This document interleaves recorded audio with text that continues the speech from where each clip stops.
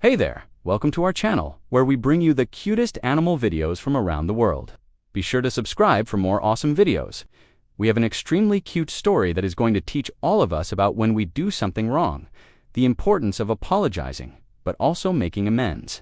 So make sure to watch all the way through because it gets super cute at the end. So without further ado, let's jump right into the lesson.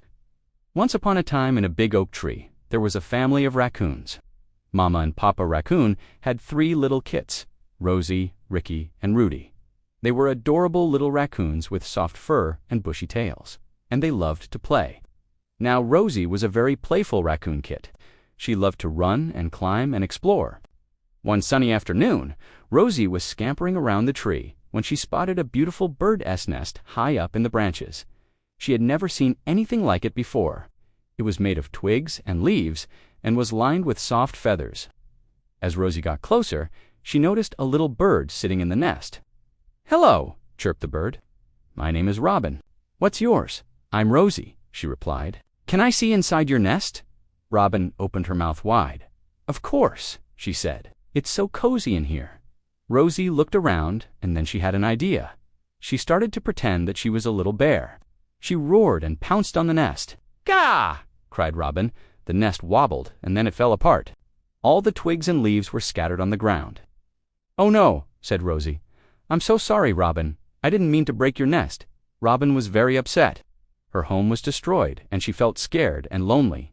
She hopped down from the tree and flew away. "Sorry," said Rosie quickly, and ran off to play. But Robin still looked sad. The nest was still broken. As Rosie ran around, she saw Robin trying to fix her home with her beak alone. It was hard for her. With just her wings, it took so long to gather twigs and leaves. Rosie watched and played, thinking that saying sorry fixed everything. But Robin looked at Rosie and sighed sadly.